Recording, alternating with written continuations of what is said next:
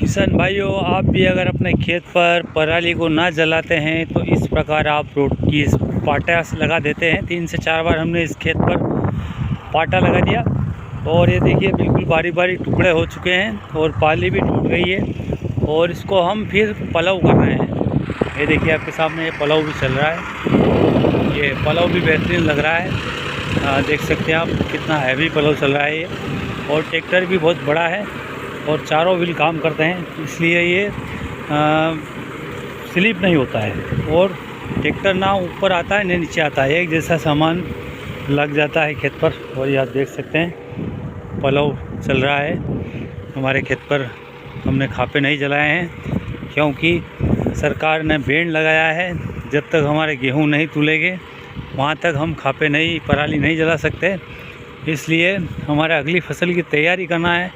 आज हमने ये 4 बीघे में 2 घंटे लगे हैं। पाटा चलाया हमने, ट्रैक्टर पड़ा है वो लोहे का बड़ा जो पाटा आता है 10 से 10 फीट का, वो पाटा चलाकर 4 से 5 बार हमने आड़ा उबा तिरछा वाका कर इसको बिल्कुल ही इसको पराली को बारीक बारीक महीन कर दिया।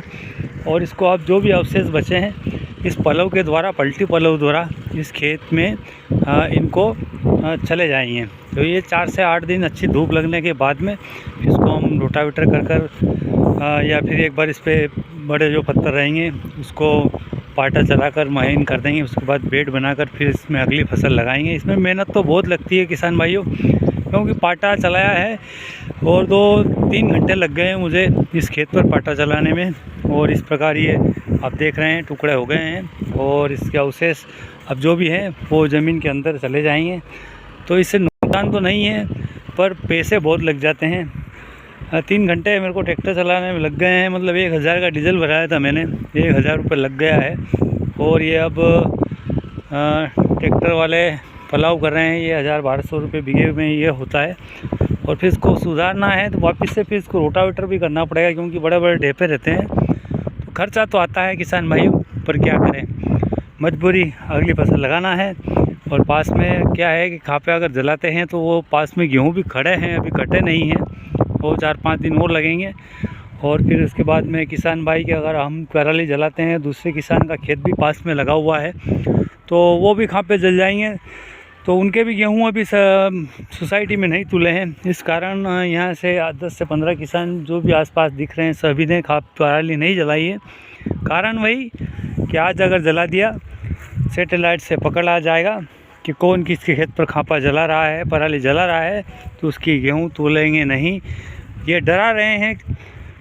पर क्या करें, अब मजबूरी है, किसान को कुछ ना कुछ तो करना पड़ेगा। तो ये हमने जहर पिया है, इसको पाटा चलाया, फिर उसके बाद में अब ये पलाव कर रहे हैं। पिछले साल भी पलाव किया था और इस बार भी पलाव कर रहे हैं। हर साल खेती में पलाव हो रहा है। ये इससे नुकसान तो नहीं है पलाव से, क्योंकि ज़मीन के जो भी फंगस रहते हैं वो ख़त्म होते हैं और जो मोतीड़ा होता है वो डोंगली होती है वो भी ख़त्म होती है। गीला गीला खेत रहता है तो वो डोंगली ख़त्म नहीं होती है मोतीड़े की वाली। तो आप देख सकते हैं इस खेत पर बहुत कम हो गया है। हमारे साल 2-3 बार पलाव कर दिया इसमें, तो डोंगली का नामो निशान मिट चुका है। और ऐसा अगर 2-3 बार और कर दिया तो डोंगली मोतीड़े से आपको छुटकारा मिल जाएगा।